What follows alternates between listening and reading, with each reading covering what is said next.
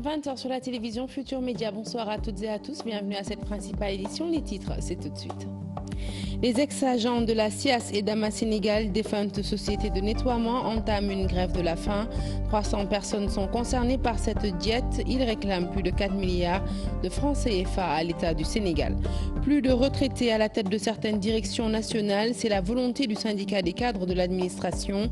Maktar Dabo, secrétaire général de cette formation syndicale, exige un retoilettage de la fonction publique. Il appelle le chef de l'État à faire davantage confiance aux jeunes générations.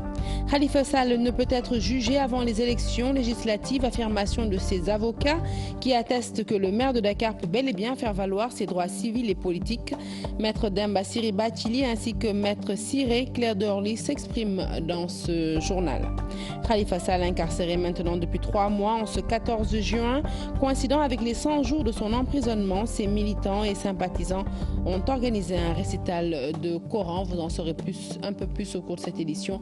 Voilà pour les titres, le développement à présent.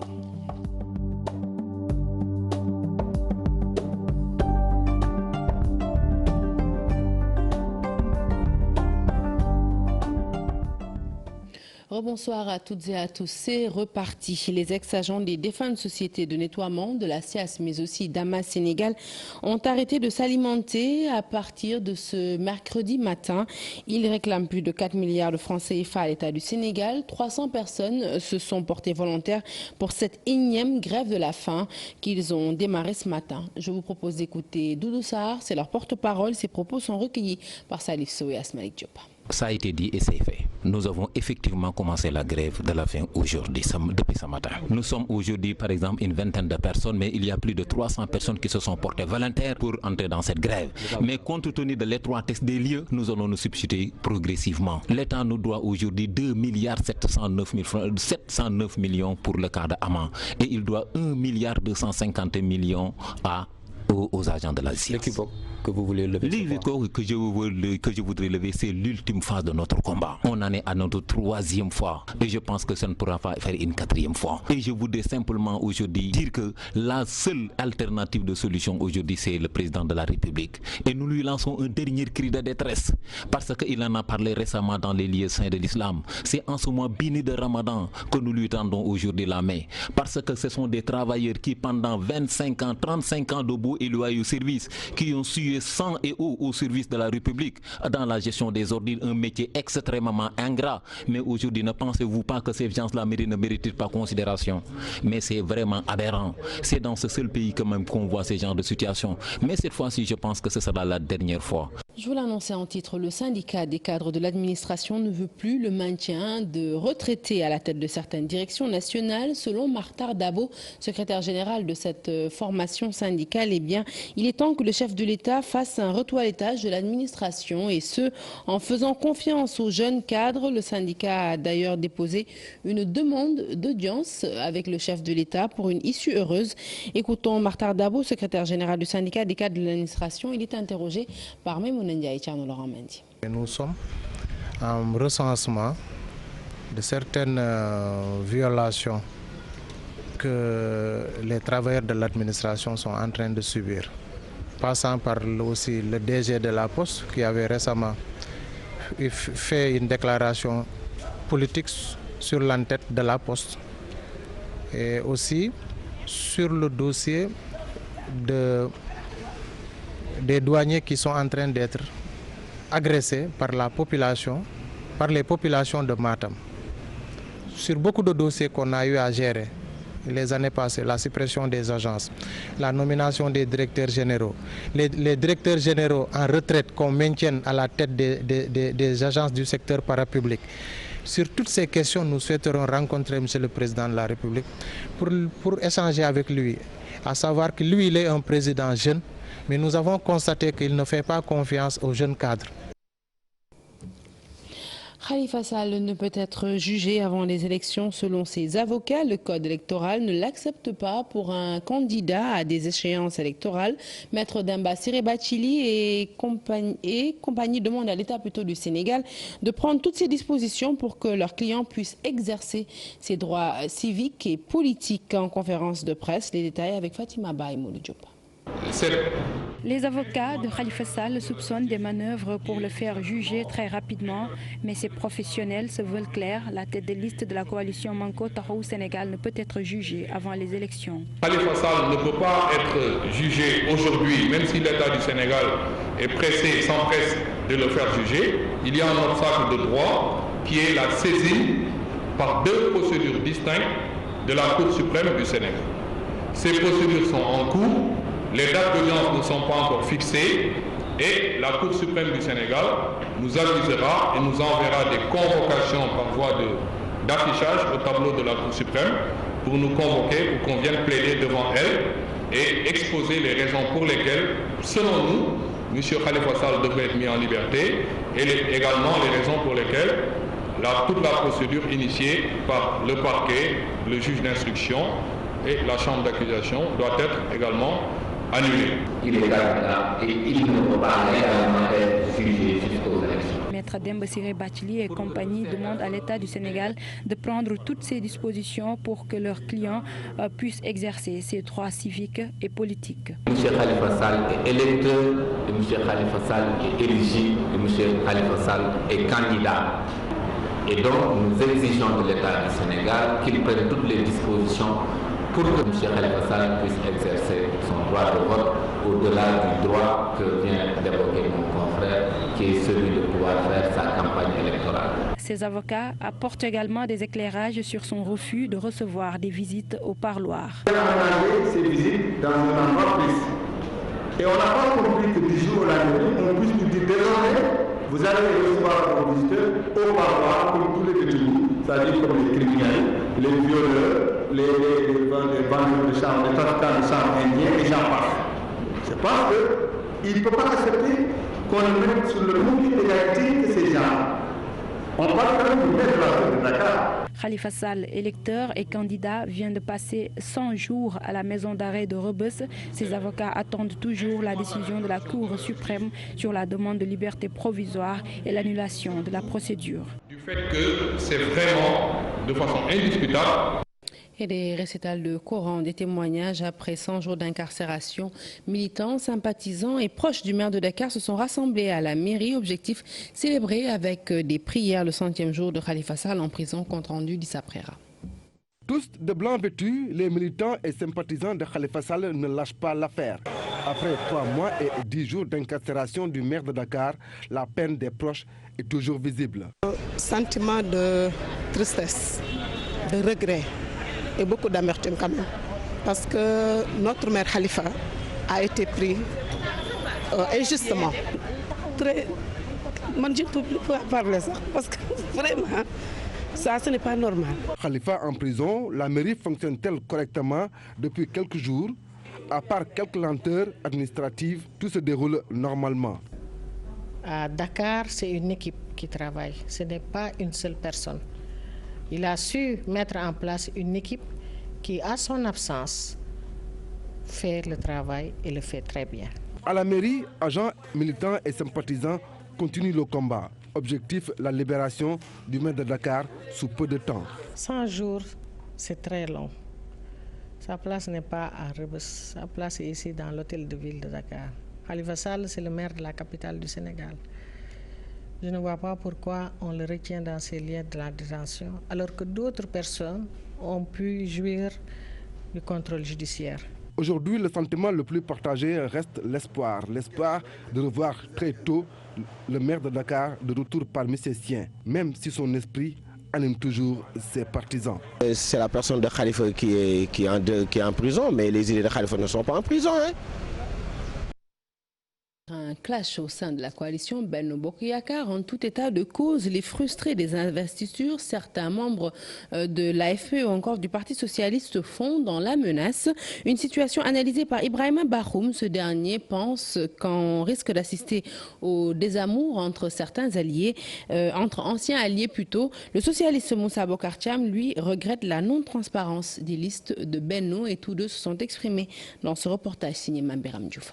Lorsqu'une personne n'a pas de chance d'être investie, on lui dit qu'elle ne peut pas être investie. L'absence de transparence, c'est cela qui pose problème actuellement dans Benno Bokk Yakaar, dans le choix des candidats qui ont été investis de l'avis de Maître Moussa Bokar Thiam. Aujourd'hui, nous sommes tous des responsables.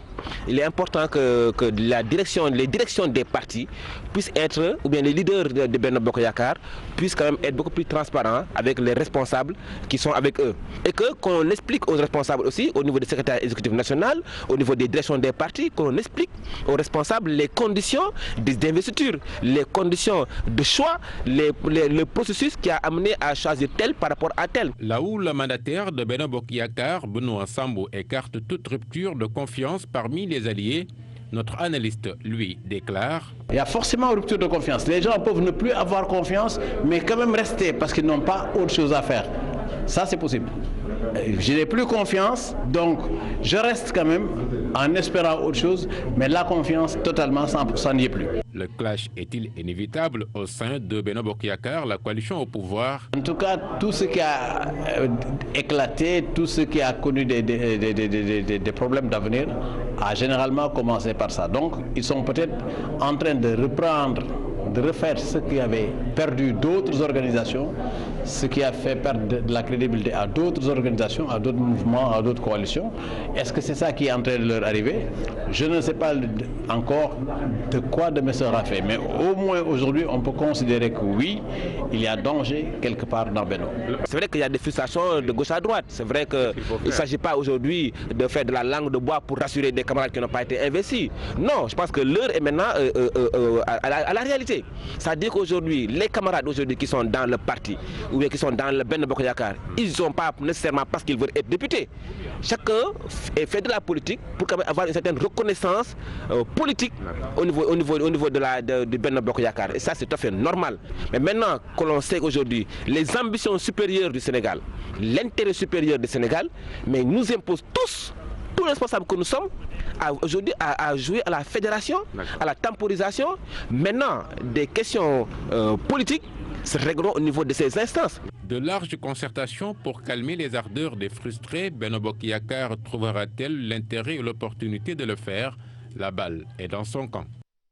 Nous continuons à parler de ces frustrations également dans le département de Ziguinchor après la publication des listes en vue des législatives du 30 juillet prochain. Des proches de certains responsables de l'APR, parti de Macky Sall, ont brandi l'arme du vote sanction et du boycott du scrutin.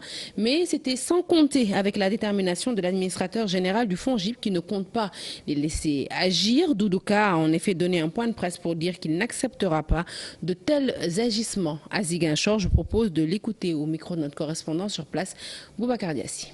Appeler toutes les forces politiques de Benno Bokk Yakaar à l'unité, à la cohésion et au respect de la discipline, afin de préserver les chances de victoire des listes de Benno Bokk Yakaar à travers tout le territoire national. Appeler surtout mes camarades de l'APR, qui se trouvent être la locomotive de Benno Bokk Yakaar, à faire preuve de dépassement, de sens de responsabilité, à un devoir d'exemplarité, enfin à un devoir de respect des décisions de notre leader, le président de la République Macky Sall. Et cela devra commencer par Ziguinchor, où les dernières sorties brandissent le boycott comme menace. Ce n'est pas acceptable. Nous ne pouvons pas l'accepter. Et puis, sachez qu'il a été découvert ce mardi en début d'après-midi par les passants dans la région de Kaolack des cartes d'électeurs à l'intérieur d'une clôture d'un arbuste planté juste à côté de la mairie de Kaolack. Ces cartes ont été acheminées au commissariat central. Des sources informent qu'une enquête a été ouverte et que des individus sont d'ailleurs à l'heure actuelle en train d'être entendus. Nous n'excluons pas d'y revenir certainement dans nos prochaines éditions. Le 16 juin prochain sera célébrée la journée dédiée à l'enfant africain. À cet effet, la direction des droits de la protection de l'enfance et des groupes vulnérables a rencontré les journalistes pour une session de partage, occasion saisie par le directeur de la protection de l'enfance pour avouer leur échec face au retrait des enfants de la rue. Ces derniers étant, vous l'avez certainement constaté, toujours présents dans les différentes artères de la capitale. Je vous propose d'écouter Nyoro Baye Diouf, directeur de la protection de l'enfance. Il est au micro de Fatou Bintou Konté. Le thème était tellement élastique et pourrait être interprété d'une manière ou d'une autre et qu'il fallait partager les objectifs. Il fallait imprégner les journalistes de nos préoccupations par rapport au traitement de l'information.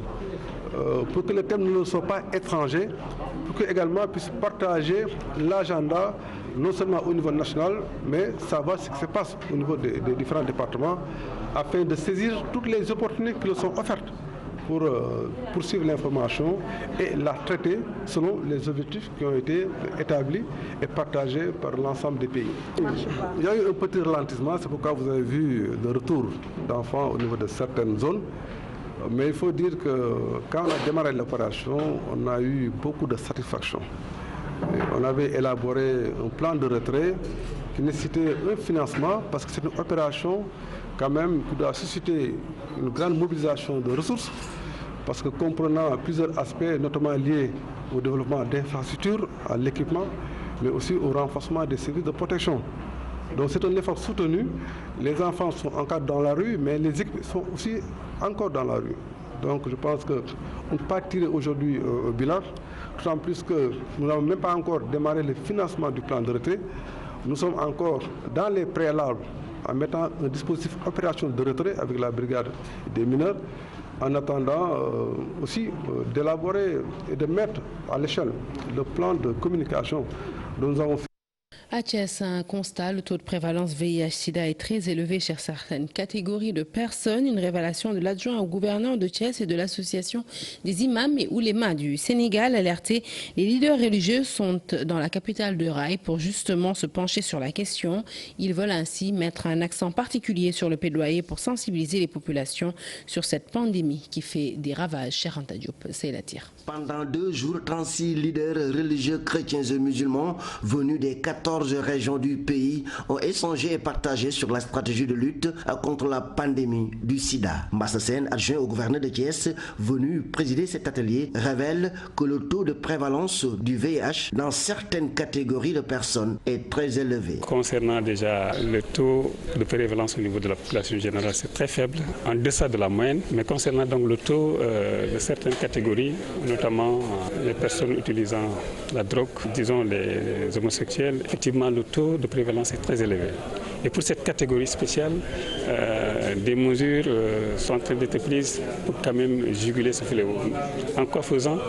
En sensibilisant, mais également en développant des outils de communication. Une situation qui nécessite, selon le directeur exécutif de l'association des imams et oulémas du Sénégal, une forte implication des religieux dans la lutte. Le VIH-Sida gagne de plus en plus du terrain. Les travailleuses de sexe et ces leaders religieux que vous voyez sont aptes à porter le plaidoyer pour mieux sensibiliser les populations sur cette pandémie. À ce titre, selon l'adjoint au gouverneur de Thiès, choix ne pouvait être plus pertinent que celui porté sur les religieux, lesquels jouissent d'une autorité incontestable et sont très écoutés par les populations. Parlons à présent de cette collaboration. Gendarmerie nationale et armée de l'air qui unissent leurs forces. Un protocole d'accord a été signé ce matin. Objectif de ce partenariat, mettre à disposition de la section aérienne de la gendarmerie des installations et infrastructures de la plateforme aéronautique de Thiès. Ceci permettra également aux pilotes de la gendarmerie de suivre des formations techniques dispensées par l'école de l'air. Je propose d'écouter le général Biram Diop, il est chef d'état-major de l'armée de l'air. Il est interrogé par Fatih. Ce protocole jette les bases d'une mutualisation de nos ressources pour, en particulier, plus d'efficience et d'efficacité dans la formation de nos personnels. Aussi, il facilitera, j'en suis persuadé, à la gendarmerie une utilisation optimale de l'espace aérien que l'armée de l'air a la responsabilité de sécuriser pour exécuter ces missions. In fine, le partenariat que nous scellons aujourd'hui nous permettra d'apprendre à mieux travailler ensemble parce que nous côtoyons plus et nous connaissons mieux. Et ceci est d'autant plus important qu'aujourd'hui, avec les défis majeurs qui nous interpellent et qui sont si complexes et diffus, seule une coopération bien pensée, régulièrement évaluée et réorientée entre les différents acteurs de la sécurité peut permettre leur prise en charge adéquate. Pèlerinage annuel de Nimzat, l'État sénégalais a pris toutes les mesures pour éviter justement le drame qui s'est déroulé l'année dernière en faisant 9 morts au niveau de Rosso, Sénégal. 10 mesures sont prises cette année pour éviter les accidents sur le fleuve, mais aussi assurer un bon transport aux fidèles khadres. Le gouverneur a invité les pèlerins au respect des lois de la République islamique de Mauritanie. Je propose d'écouter le gouverneur à l'une, Aïda Ragnan. Il est avec nos correspondants dans la vieille ville, Ousseynou Diop et Habib Saka. Puisque le bac est un bac mauritanien, pour qu'ensemble nous tirions une expérience de ce malheur qui s'est abattu sur le pèlerinage de Nawakil. Le chef du service régional des routes l'a dit, il n'est pas indiqué qu'en traversant le bac, qu'on reste dans le moyen de transport. Cela veut dire quoi? Que nous allons demander aux autorités mauritaniennes que cette fois-ci, que les pèlerins descendent carrément des véhicules. Pour que éventuellement, s'il y avait accident, que ce soit un accident peut-être matériel, et qu'il n'y ait pas de personnes qui soient embarquées dans le moyen de transport et qui couleraient avec ce moyen dans le fleuve. C'était le cas l'année dernière.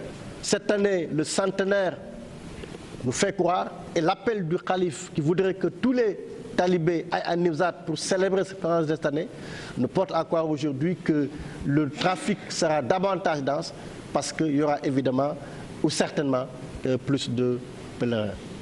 Parlons culture à présent avec la sortie de ce livre, Comment sortir de la pauvreté. L'ouvrage est signé Boubacar Camara, ancien expert de l'UNESCO, qui appelle à combattre l'ignorance, le manque d'éducation de qualité chez les populations.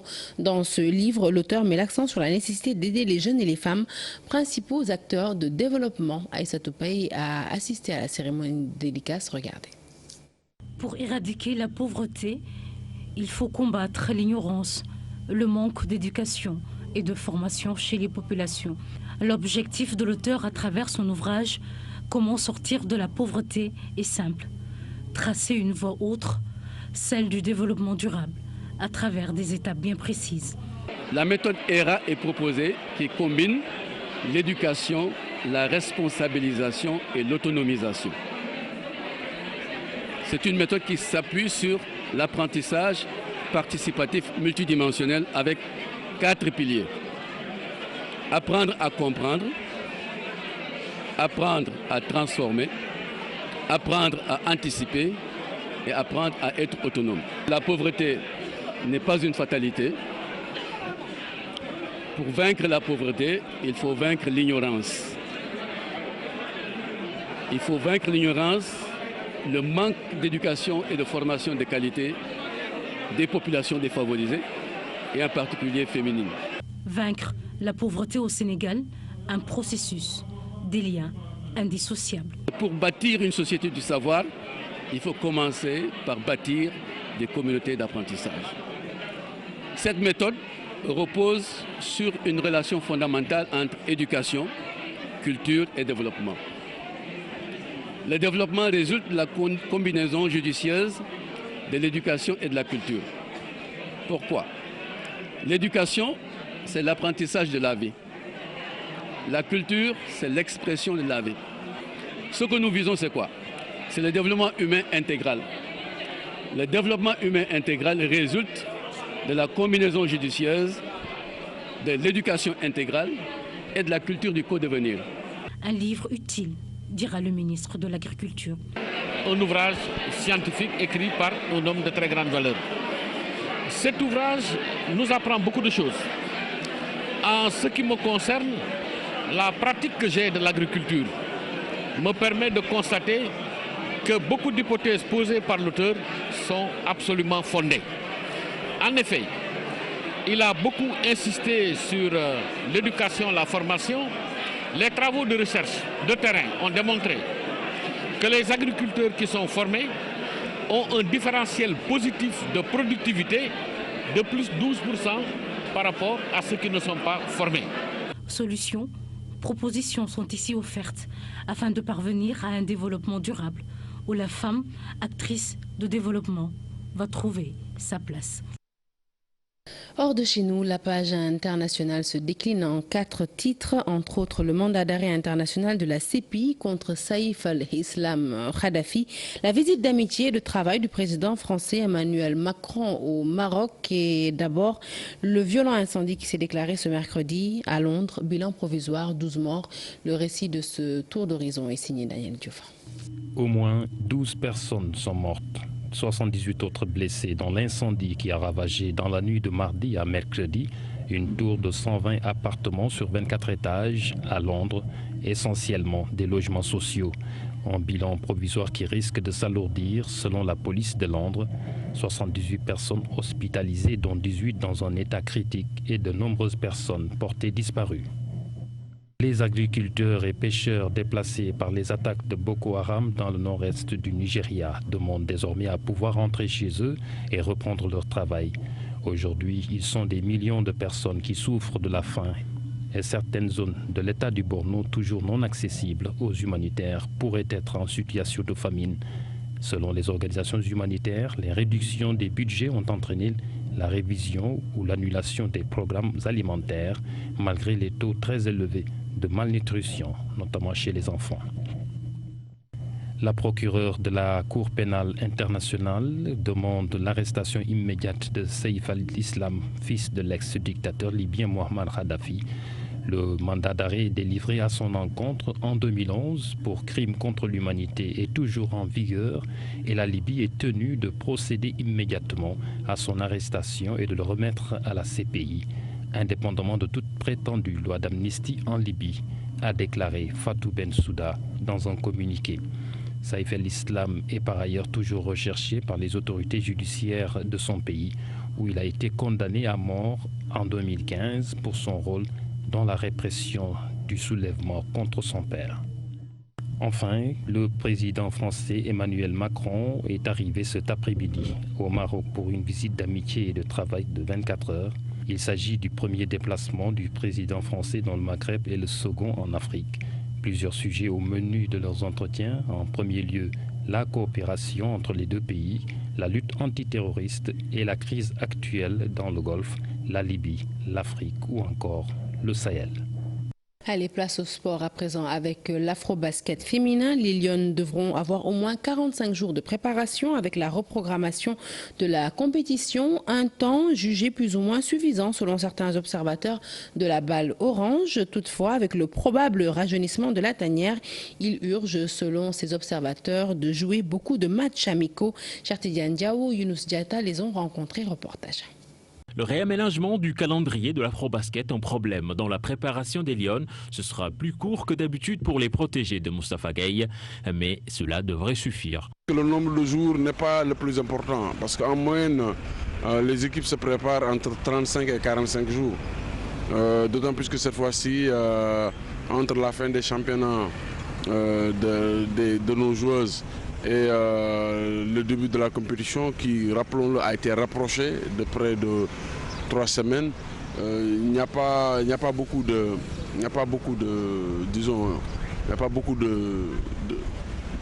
temps à perdre. Un sacre des Lionnes à Bamako passe forcément par une bonne préparation et surtout des matchs. Il faut quand même axer tout sur des matchs. L'équipe doit participer à beaucoup de tournois, fournir beaucoup de matchs. Parce que mine de rien, les Lions n'ont pas joué ensemble depuis les Jeux Olympiques. Le Sénégal qui visiblement se dirige vers un rajeunissement de son équipe, de son effectif, en préparation donc du futur. Je pense que dans ce cas de figure précis, donc le Sénégal là a besoin d'avoir le maximum de matchs d'opposition pour permettre donc de peaufiner et donc de raffermir donc le jeu entre les joueuses. Fin de ce journal, merci de l'avoir suivi. Prochain rendez-vous de l'information, le tout en images à 0h. L'info qui se poursuit sur votre site www.igfm.sn. Excellente suite de programmes sur la TFM. Excellente soirée. À demain.